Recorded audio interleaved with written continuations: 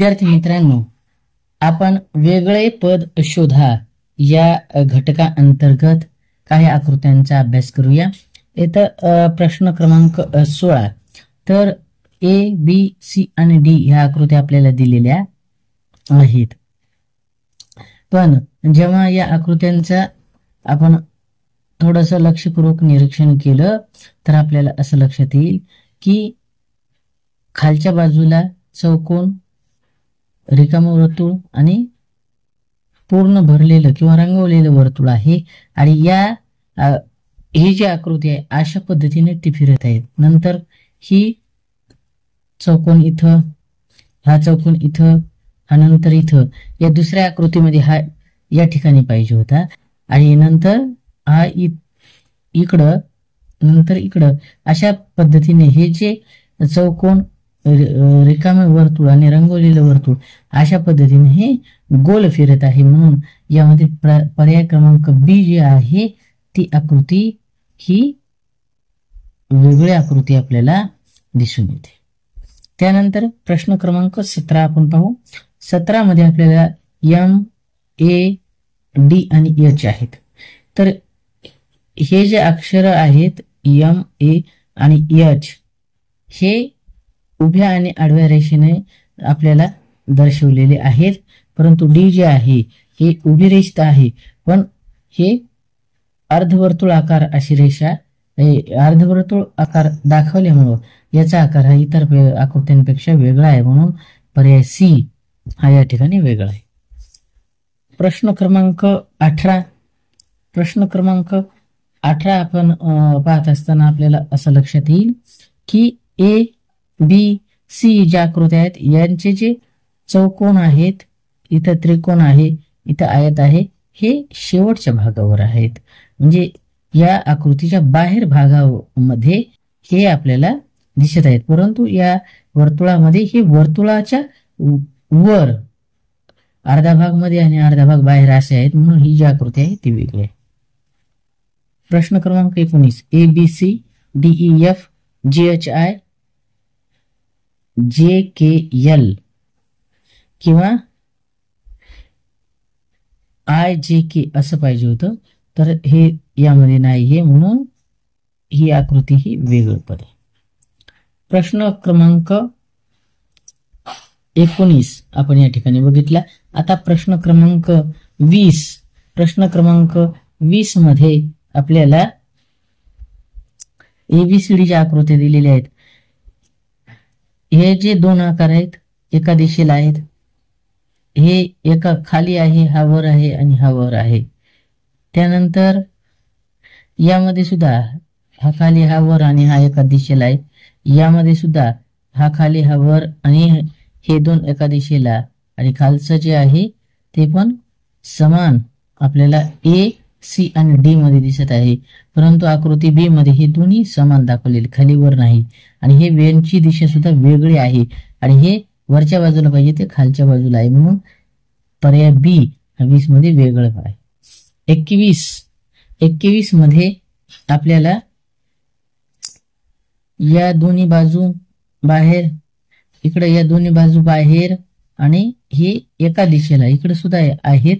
त्यानंतर सी मध्ये मात्र हे एका दिशेला आहेत, भिन्न दिशेला आहेत. हे बरोबर आहेत, परंतु हे जे दोन दाखवलेल्या रेषा आहेत ते वेगळ्या आहेत. आणि डी मध्ये मात्र एका दिशेला या दोन आहेत. म्हणून पर्याय क्रमांक सी ही वेगळी आकृती आहे.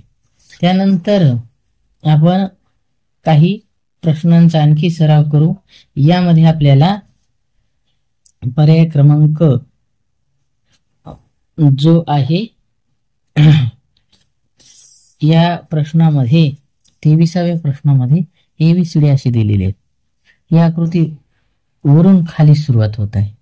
ही आकृती जी आहे ती खालून वरी सुरुवात आहे. ही आकृतीची खालून वरी सुरुवात आहे. या आकृतीची खालून वरी सुरुवात आपल्याला दिसते. म्हणून या ठिकाणी जी आकृती आहे ही ए जी आकृती आपल्याला दिसायली याची वरून आहे सुरुवात. म्हणून ही आकृती इतर आकृतीपेक्षा आपल्याला भिन्न दिसते. प्रश्न क्रमांक 24. प्रश्न क्रमांक 24 मध्ये या ठिकाणी बाणाची दिशा बाण आहेत आणि मध्ये सुद्धा मध्यभागी एक बाण आहे ए सी आणि डी मध्ये, परंतु या ठिकाणी इथं शेवटी असलेला हा जो चौरस आहे तो समोरच्या टोकाला आहे, म्हणून पर्याय बी ही भिन्न आकृती. इथं TIC हे तिन्ही अक्षर आहेत, परंतु सी मध्ये TEC आहे, म्हणून हे पद जे आहे ते आपल्याला भिन्न दिसून येते. त्यानंतर प्रश्न क्रमांक 26 मध्ये आपल्याला डोळ्याचा आकार, चेहऱ्याचा आकार हा दिसत आहे. डोळे A, B आणि D ची ही वरच्या दिशेनं आणि चेहऱ्याचा आकार सारखा आहे, परंतु सी मध्ये हा जो वरी जाणारा आकार आहे हा आपल्याला खाली आहे, म्हणून सी जी आकृती आहे ती आकृती इतर आकृत्यांपेक्षा आपल्याला भिन्न दिसून येते. त्यानंतर 27 मध्ये 3 आणि 3 या ठिकाणी 3 वर्तुळ गुणाकाराचे 4 खुणा, गुणाकाराचे 4 खुणा, इथं अधिकचे 4 खुणा, अधिकचे 3 खुणा आहेत. इथं 2 चौरस, इथं 2 चौरस, म्हणजे A, B आणि D मध्ये या ठिकाणी आणि समोर दिलेले जे घटक आहेत ते समान आहेत, परंतु सी मध्ये इथं 4 आणि इथं 3 बेरीजचे चिन्ह आहेत, म्हणून हा पर्याय वेगळा आहे. त्यानंतर ह्या 2 रेषा ह्या भिन्न आहेत. ह्या 2 रेषा ह्या देखील वेगळ्या आहेत, परस्परांना संलग्न नाहीत किंवा छेदलेल्या नाहीत, चिकटलेल्या नाहीत A, B, C मध्ये, परंतु इथं A लंब रेषा दाखवलेली, म्हणून पर्याय क्रमांक D ही भिन्न आकृती किंवा भिन्न पर्याय आपल्याला म्हणता येईल ते आहे. त्यानंतर प्रश्न क्रमांक 29 मध्ये आपण जर बघितलं तर बाण आणि बाणाची एक जी छोट आहे बाजू आहे ही वर आहे आणि ही खाली दाखवलेली. आकृती बी मध्ये सुद्धा तशाच पद्धतीनं आपल्याला दाखवलेलं आहे. ही जर आकृती आपण अशी सरळ केली, या बाजूला फिरवली तर ही देखील वर, आणि अशी जर फिरवली तर तीच दिसते. यामध्ये सुद्धा तेच आहे, परंतु ही आकृती जर आपण पाहिली तर ही आकृतीमध्ये उलट्या पद्धतीने आपल्याला दिसत आहे, म्हणून पर्याय क्रमांक डी हा वेगळा पर्याय आहे. अशा पद्धतीने आपण वेगळे पद शोधा हा घटक अभ्यासला. धन्यवाद.